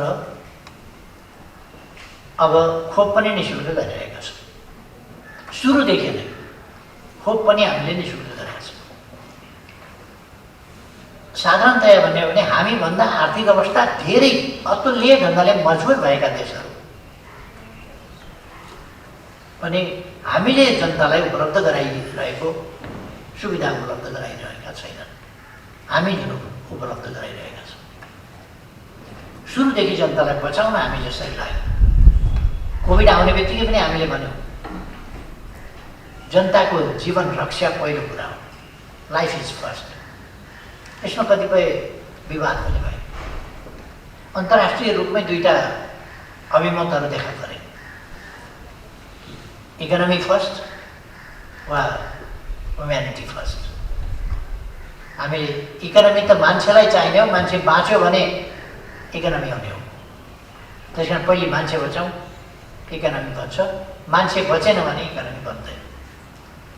त्यस कारण मान्छेका लागि हो इकोनोमी, अर्थतन्त्र, सबै कुरा चाहिने मान्छेका लागि हो। यसकारण जीवन पहिला भन्ने हामीले चाहिँ अगाडि सार्यौँ। यसको अर्थ हाम्रा नीतिहरू यसतर्फ लक्षित छन्, आन्तरिक वा बाह्य। यी कुराहरूलाई प्रदीपजीको पुस्तकमा विभिन्न सन्दर्भमा, विभिन्न वक्तव्यमा यी कुराहरूलाई बहुत राम्ररी प्रतिबिम्बित गरिएको छ। र नेपालको परराष्ट्र नीति वास्तवमा आन्तरिक नीतिको परराष्ट्र नीति प्रतिबिम्ब हुन्छ भने जस्तै धेरै मात्रामा आन्तरिक नीतिको प्रतिबिम्ब हुन्छ नै परराष्ट्र नीति। हाम्रो आन्तरिक नीति नै नेसन सेन्टर पिपुल सेन्टर्ड अथवा नेसन सेन्ट्रिक पिपुल सेन्ट्रिक यो सुशासन र डेभलपमेन्ट सेन्ट्रिक छ। यसकारण हाम्रो विदेश नीति पनि त्यसै अनुसारको छ र हाम्रा विदेश सम्बन्ध पनि त्यसै गरी छ। हामी अहिले अल्पविकसितबाट विकासशील राष्ट्रतर्फ सिफारिस भएका छौँ। कोभिडका बिचमा भए पनि हामीले कोभिड पनि हामी सामना गर्छौँ छिटै नै। यसलाई सामना मात्रै होइन, यसको निराकरण गर्छौँ हामी। र जो सिफारिस भएको छ एलडिसीबाट ग्रेजुएसनका लागि त्यसमा पनि हामी सफल हुन्छौँ र दिगो विकास लक्ष्य प्राप्त गर्न पनि हामी सफल हुन्छौँ। यसै दिशामा हामी हाम्रो सम्पूर्ण डिप्लोमेटिक सामर्थ्य अरू कुराहरू पनि यसलाई आन्तरिक नीतिहरू सँगसँगै बाह्य नीतिहरू पनि त्यसै गरी गरेका छौँ। हामी बाह्य सहयोग लिँदा सावधानी साथ मात्रै बाह्य सहयोग लिन्छौँ। बाह्य सहयोग जथाभावी लिँदैनौँ। हामीलाई चाहिएका ठाउँमा हाम्रा आवश्यकता र प्राथमिकतामा हामी अनुदान पनि लिन्छौँ। आवश्यकता र प्राथमिकतामा मात्रै हामी लोन पनि लिन्छौँ। डेट ड्राफ्ट भन्ने छ एउटा ऋणको पासो। यो ऋण पासोमा हामी पर्नेवाला छैन। एउटा त अलिकति प्रश्न उठ्ने गरेको छ कि हामी डेट ट्र्यापमा पर्छौँ कि भन्ने कुरा। हामीले त्यसरी ऋण लिएका छैनौँ र त्यसरी ऋण लिँदैनौँ पनि। हामी हाम्रा उत्पादनमूलक क्षेत्रमा रोजगारीका अवसर सिर्जना गर्ने क्षेत्रमा मात्रै र केही प्रत्यक्ष नदेखिए पनि परोक्ष ढङ्गले त्यो उत्पादनमूलक जस्तो शिक्षाको क्षेत्र हुनसक्छ, स्वास्थ्यको क्षेत्र हुनसक्छ, जसले नागरिकलाई सबल सक्षम बनाउँछ त्यस कुराहरूमा लिएको हुनसक्छ। त्यो प्रत्यक्ष रूपमा सब्जी लगाए जस्तो तुरन्त उत्पादन हुँदैन होला, तर त्यसको दूरगामी प्रतिफल चाहिँ राष्ट्रको हितको पक्षमा ठुलो प्रतिफल हुन्छ। त्यस कारण हामी त्यस्ता कुराहरूमा मात्रै बाह्य सहयोग वा लोन लिन्छौँ। त्यसका भित्री पक्षहरूको अहिले म चर्चा गर्न चाहन्न र हामी पुरानो समयदेखि बिग्रिएका कुराहरूलाई पनि सच्याएर लान चाहन्छौँ। केही ठाउँमा पुराना सन्धिहरू आउटडेटेड भइसक्यो, राणाकालमा भएका सन्धिहरू हुन् अथवा भारतबाट ब्रिटिस फर्किएर जाँदाखेरि भारत र उनीहरूका बिचमा भए हामीलाई जानकारी गराइदिए। वास्तवमा त्यो त्रिपक्षीय नै होइन, त्यो द्विपक्षीयलाई त्रिपक्षीय भनियो। त्यहाँ त्यो त्रिपक्षीय नै होइन। त्यो ब्रिटिस र भारतले गोर्खा रेजिमेन्टलाई कता कता बाँड्ने, कति कति बाँड्ने भनेर उनीहरूले भागभन्डा गरे। कहाँबाट त्रिपक्षीय हुन्छ हामीलाई जानकारी दिए। अहिले ब्रिटिस गोर्खामा कति कति ब्रिटेनले लिन्छ, कति कति सङ्ख्यामा लिन्छ, के शर्तमा लिन्छ आदि हामीलाई न जानकारी गराउँछ न परामर्श गर्छ, केही पनि गरेको हुँदैन। इन्डिभिजुअली मान्छे गए जस्तो स्थिति छ। अब भन्ने बेलामा चाहिँ त्रिपक्षीय सन्धि भन्ने आउँछ। त्यसो गरी यो त्रिपक्षीय सन्धि यस्ता कुराहरू जो एउटा हुन्छ, यी कुराहरूलाई पनि सच्याउनुपर्छ भनेर हामीले यो इमिनेन्ट पर्सन्स ग्रुप इपिजी बनायो। भारतका 4 जना, यताका 4 जना सहमतिका साथ 2 जना प्रधानमन्त्रीका बिचमा कुरा भएर सहमति पछि हामीले 4 जना दिने भनेर त्यहीँ टुङ्गो भएको होइन। 4 जना दिने भने टेबलमै टुङ्गो भएको, टेबलमै टुङ्गो हो। 2 प्रधानमन्त्रीको बिचमा 2 डेलिगेसनका बिचमा कुरा हुँदाखेरि त्यहीँ टुङ्गो भएर हामीले पुराना सन्धि सम्झौता 1950 को ट्रिटी लगायत पुराना सन्धि सम्झौताहरू पनि हामीले पुनरावलोकन गर्नुपर्छ भनेर सहमति गऱ्यौँ र यो आवश्यक छ, अद्यावधिकरण आवश्यक छ। हरेक कुरामा अद्यावधिकरण आवश्यक छ। सेनालाई अलिक समयपछि फेरि रिफ्रेसमेन्ट ट्रेनिङ दिन्छ, प्रहरीलाई दिन्छ, शिक्षकहरूलाई पढाएको अलिक समयपछि फेरि रिफ्रेसमेन्ट ट्रेनिङ दिनुपर्छ, अध्यापति गर्नुपर्छ।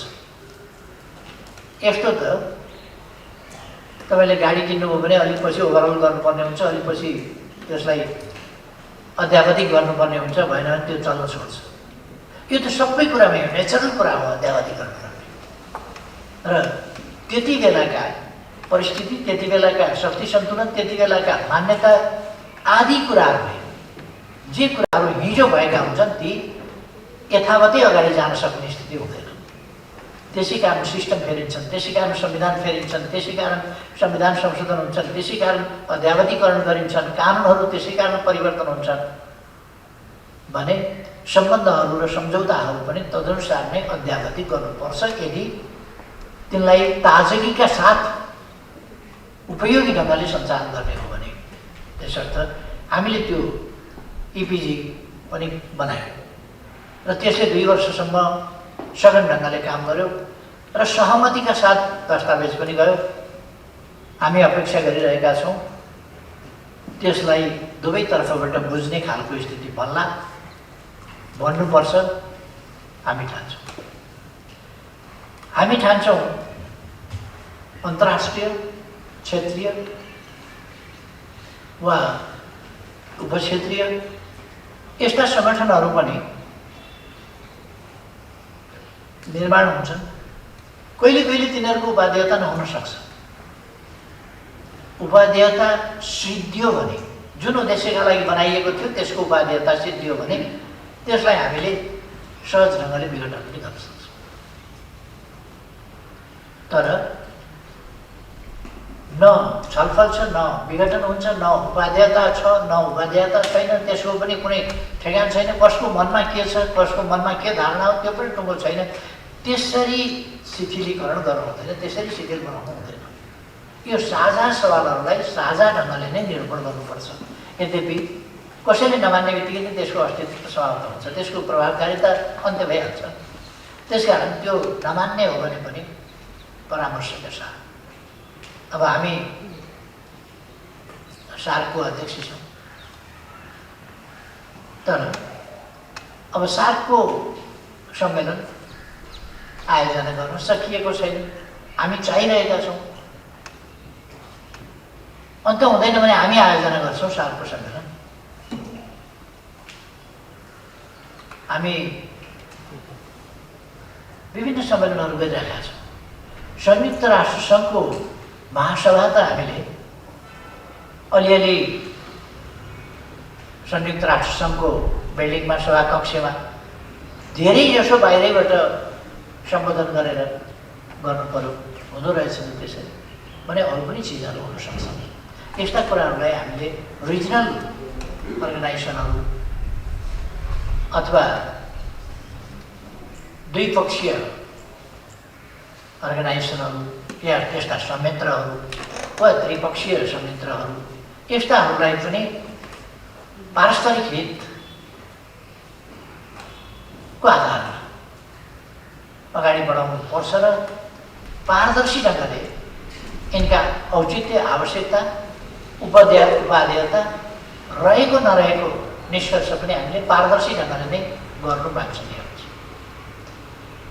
यसरी हाम्रा फरेन पोलिसीहरू विविध विषयमा, यो धरती मानव जातिको साझा हो। त्यसकारण आफ्ना आफ्ना राष्ट्रिय सीमाहरू हुनु एउटा कुरा हो, तर मानवीय आकाङ्क्षा भनेको शान्ति समृद्धिको आकाङ्क्षा नै हो, विकासको आकाङ्क्षा नै हो। गरिबीमा कोही पनि तड्पिन चाहँदैन, कोही पनि गरिबीमा कठिनाइमा बस्न चाहँदैन। त्यसबाट उन्मुक्ति दिनु राष्ट्रको प्रयास एकातिर छ, ग्लोबल प्रयास पनि त्यसै ढङ्गले हुन जरुरी छ। हामी त्यस नीतिका साथ अगाडि बढिरहेका छौँ। यी कुराहरूलाई प्रदीप गेवालीज्यूले विभिन्न फोरमहरूमा बोलेका कुराहरूबाट यहाँ देखेको हुन्छ। प्रदीपजीले भन्नुभए जस्तै उहाँको वक्तव्यहरूको यो सङ्गालो यो एक ढङ्गले भन्ने हो भने इन्स्टिट्युसनल मेमोरीको रूपमा पनि, र अर्को ढङ्गले भन्ने हो भने परराष्ट्र मन्त्रीहरूको परराष्ट्र नीति सम्बन्धी वा मामिला सम्बन्धी वा परराष्ट्र मञ्चमा बोलेका यति स्पष्ट दृष्टिकोणहरू प्रस्तुत गरिएको परराष्ट्र मन्त्रीका दस्तावेज मैले पढेको छैन। यसमा कुनै पनि परराष्ट्र मन्त्रीले यति व्यवस्थित ढङ्गले यति स्पष्टताका साथ आफ्ना राष्ट्रिय दृष्टिकोणहरू अन्तर्राष्ट्रिय मञ्चमा प्रस्तुत गर्न सकेको या गरेको।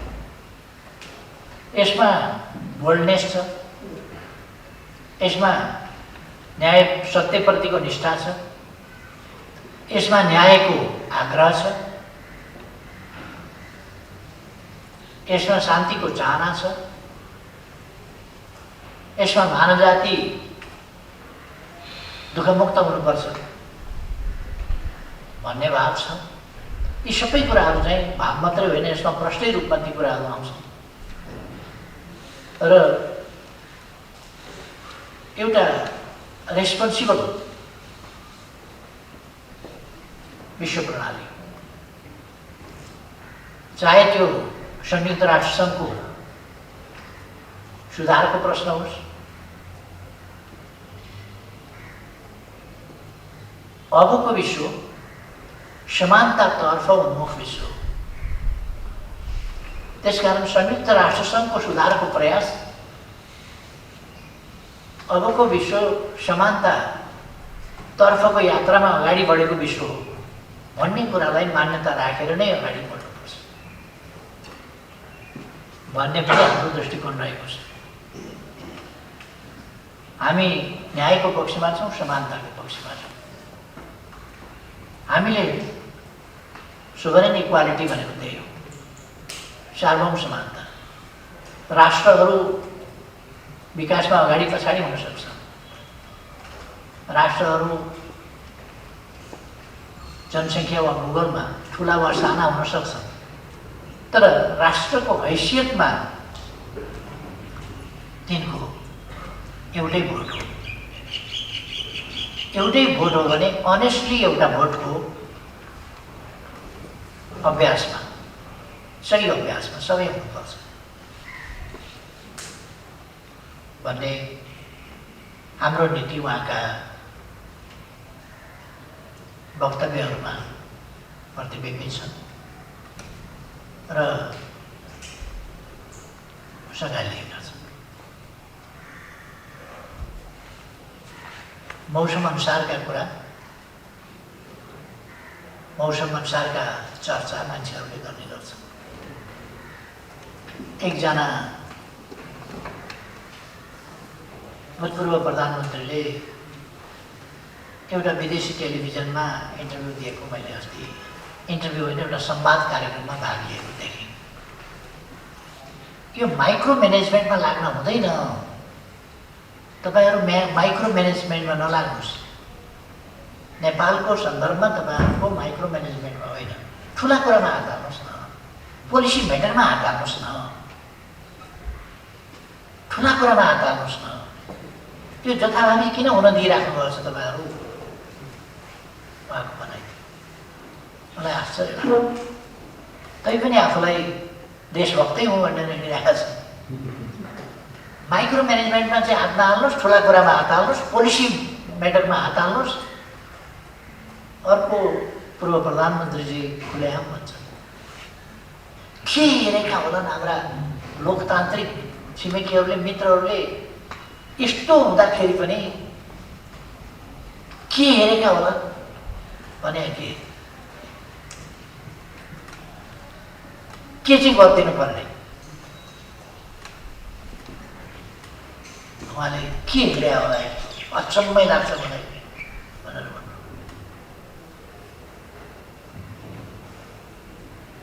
यो फेरि उहाँहरू फलानाको देशभक्ति भनेको चाहिँ नक्कली देशभक्ति हो, आडम्बरी देशभक्ति हो, यहाँ हो त्यहाँ हो। उहाँहरूले महन्त ठाकुरजीलाई प्रधानमन्त्री बनिदिनुहोस् भन्दाखेरि सही हुन्छ। उहाँहरूले लखेटेका बेला मैले लखेट्न नसक्ने स्थितिमा महन्तजीहरूलाई साथ लिएँ भने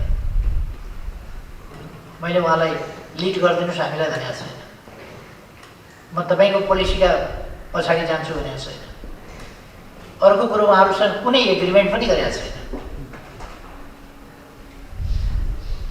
र मैले डेमोक्रेसीका विरुद्ध, संविधानका विरुद्ध नेपालमा जस्तो अराजकता ल्याउन खोजिएको छ त्यसको विरुद्ध उहाँहरूको साथले त्यो चाहिँ एकदम हुनामी के भइहाल्यो। महन्तजीलाई प्रधानमन्त्री हुनुहोस् भनेर डबलीमा बुद्धिजीवीहरू साक्षी राखेर भने होइन, टेलिभिजनमा खिचाएको होइन, प्रधानमन्त्री भइदिनुहोस्। अब उहाँहरूको आक्रोश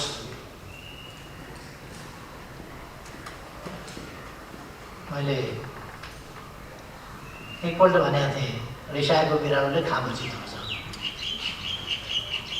अहिले राष्ट्रपतिलाई चिथोर्ने कम्पिटिसन चलिरहेको छ। जसले राष्ट्रपतिलाई गाली गर्न सक्यो, मुख छाड्न सक्यो, त्यो ठुलो हुने कम्पिटिसन चलिरहेको छ।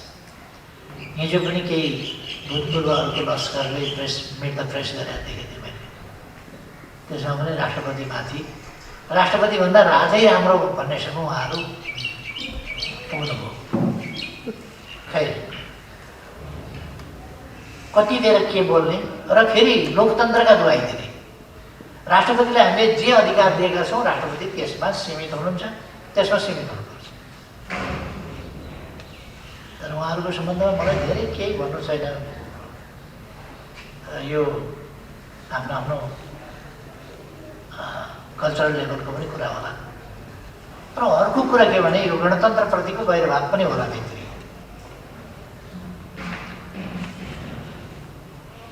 उहाँहरू एउटा सभ्य मर्यादित समाज होइन, असभ्य समाज बनाउन चाहनुहुन्छ।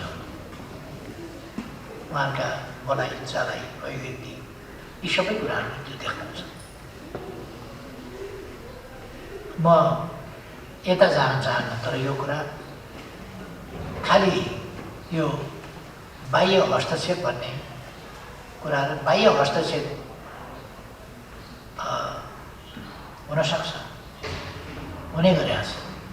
राजनीतिलाई राजनीतिभन्दा राजनीति गर्ने थलो जनतामा पनि राजनीति जान नदिने, पार्लियामेन्टमा पनि राजनीतिको टुङ्गो नगर्ने, राजनीति अन्तै लगेर टुङ्गो गर्ने, राजनीतिको फैसला प्रधानमन्त्री छान्ने ठाउँ पनि अदालतलाई बनाउन खोजेपछि अनि राजनीतिक विषयहरूको टुङ्गो राजनीतिक संस्थाहरूले वा राजनीतिक पार्टीहरूले लगाउनु पर्ने ठाउँमा अदालतबाट राजनीतिको फैसला खोजेपछि अदालतले त संविधान र कानुनको कुरा गर्ने हो, राजनीतिक होइन। अब अदालतबाट त्यो निरूपण गर्न अहिले त एकछिन मजा आउँला। मन्त्रीहरू सब हटाइदिएर प्रधानमन्त्रीलाई काम गर्न अप्ठ्यारो भयो, खुच्चिङ पर्यो। कसैले अघिल्लै दिन घोषणा गरेका थिए, कसरी गरे त्यो पनि एउटा गजबको छ। धादिङमा अघिल्लै दिन भने नियुक्त गरिएका, पछि नियुक्त गरिएका मन्त्रीहरू भोलि अदालतले हटाउँदैछ भन्ने सूचना मैले पाएको छु। अथवा न्याय निष्पक्ष निरूपण भयो कि अरू नै हिसाबले एउटा हल्ला चर्चा छ नि, सेटिङ भन्ने शब्द खुब चल्छ। नत्र भोलिपल्ट कुखुरो हराउनु छ भने अघिल्लै दिन धादिङमा स्याउ गरायो। कसरी त्यो हो त? एउटा गम्भीर प्रश्न चाहिँ यस्तो कुरामा हामीहरू एकछिनका लागि खुसी वा दुःखी हुने कुरा होइन, प्रणालीप्रति चिन्तित र सजग हुनुपर्ने कुरा। यो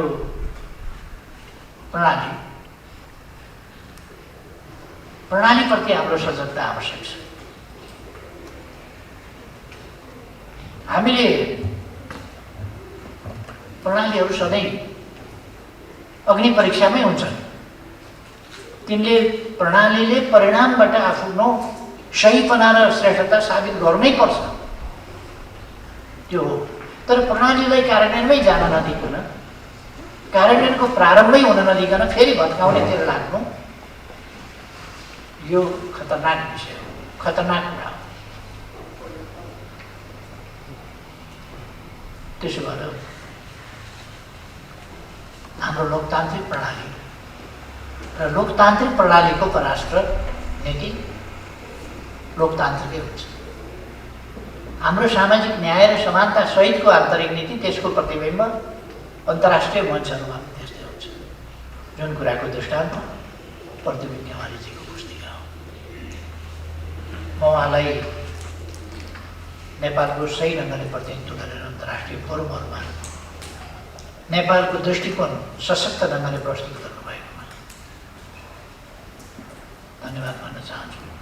र त्यसरी प्रस्तुत गरिएको चिजलाई सङ्ग्रहित गरेर प्रकाशित गरिदिएर एउटा पुस्तकाकारमा ल्याएकोमा इन्स्टिट्युट अफ फरेन अफेयर्सलाई धन्यवाद भन्न चाहन्छु। यो राम्रो काम गरेको छ आइफाले। आइफाले आफै पनि केही पुस्तकहरू कोभिडको सम्बन्धमा, ग्राफिक्समा कोभिड विरोधी हाम्रो लडाइँको सम्बन्धमा जस्ता पुस्तकहरू निकालेर र आफ्नो प्रतिवेदन, कामको प्रतिवेदनहरू निकालेर जानकारी जुन गराउने काम गरेको छ, यो धेरै खुसीको कुरा हो। म प्रशंसा गर्न चाहन्छु। र यी सबै कामहरू महत्त्वपूर्ण छ। त्यसमाथि दूरगामी महत्त्वको काम चाहिँ प्रदीप गेवालीजीले विभिन्न अन्तर्राष्ट्रिय वा कतिपय राष्ट्रिय मञ्च पनि भयो, तर अन्तर्राष्ट्रिय सन्दर्भसँगै जोडिएका राष्ट्रिय मञ्चहरूमा दिनुभएका वक्तव्यहरूको सगालो जुन प्रकाशित गरेको छ, यो चाहिँ पछिसम्मका लागि एउटा पाठ्य सामग्रीको रूपमा, एउटा सन्दर्भ सामग्रीको रूपमा, एउटा गाइडलाइनको रूपमा रहनेछ। कसैले मन पराउन् नपराउन्, नेपालको भूभाग समेटेर छापिएको नक्सा, जसलाई आजकल प्रचलित भाषामा चुचे नक्सा भन्ने गरिरहेको छ। अब चुचे नक्सालाई कसैले पनि मेटाउन सक्दैन, कसैले मेटाउन सक्दैन। त्यसै गरी नेपालले जुन फरेन पोलिसीलाई चुचे नक्सा जस्तै ठोस आकार दिएको छ, त्यसलाई पनि मेटाउन कसैले सक्दैन। किन यो एक उचाइ उठिसकेको छ, यो सिस्टमेटाइज भइसकेको छ, यो लयबद्ध भइसकेको छ। यो छरपष्ट कता जाउँ, कसो गरौँ, यो यस विषयमा के, यस विषयमा के भन्ने कुरा होइन। यसको एउटा लय छ, एउटा लयमा फरेन पोलिसी अगाडि बढिसकेको छ। त्यसले एउटा रिदम पक्रिएको छ। त्यसकारण कतै कन्फ्युजन छैन।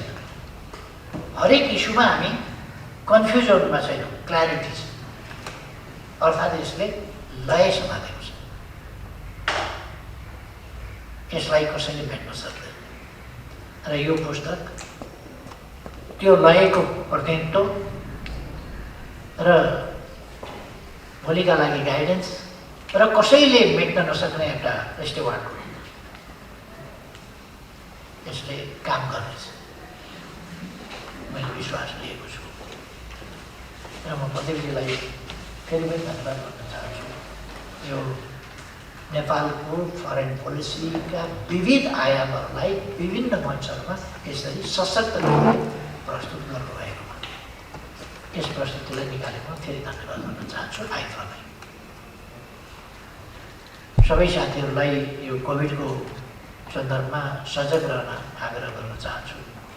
सबै स्वस्थ रहनुहोस्, सुस्वास्थ्यको कामना। राजनीति अलिकति देशको भ्रमपूर्ण ढङ्गले भ्रम फिजाउन खोजिएको छ। त्यसकारण यो